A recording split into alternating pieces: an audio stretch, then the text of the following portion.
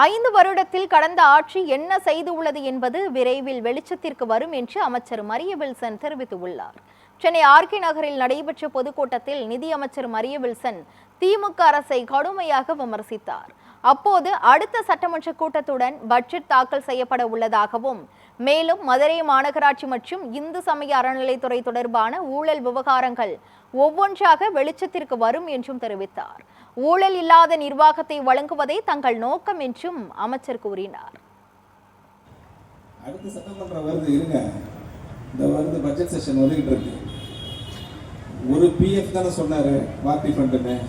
இந்த அடுத்த மதுரை ஊழல் ஒன்று இருக்கு, அது ஆடிட்டிங் போட்டாச்சு, நடந்துட்டு இருக்கு. கார்பரேஷன் ஒன்று ஆரம்பிச்சிருக்கிறேன் ஆடிட்டிங், அந்த ஆடிட்டிங் இப்போ வரப்போகுது. அடுத்தது இந்து அறநிலையத்துறை, அதில் ஒரு ஆடிட்டிங் போட்டிருக்கேன், அதுவும் வரப்போகுது. பக்கத்தில் தான் இருக்கிற ஆர்பரில் வரும், ஒன்று ஒன்றா வரும். மக்கள் தெரிஞ்சுக்கணும் இல்லையா என்ன பண்ணி வச்சிருக்கிறாங்க அந்த 5 வருஷத்தில். பள்ளி கல்வித்துறை அமைச்சர் திரு ராஜ்மோகன் அவர்கள் சொல்லியிருக்காங்க அழகா, 700 பேருக்கு 500 பேருக்கு நான் கல்லூரி ஸ்கூல் சர்டிஃபிகேட் கொடுத்தேன், ஒரு பைசா கூட வாங்கலை. சிஎம்டி அப்ரூவல் போகிறாங்க, காலேஜஸ் அப்பார்ட்மெண்ட் கட்டுறாங்க, ஒரு பைசா கிடையாது.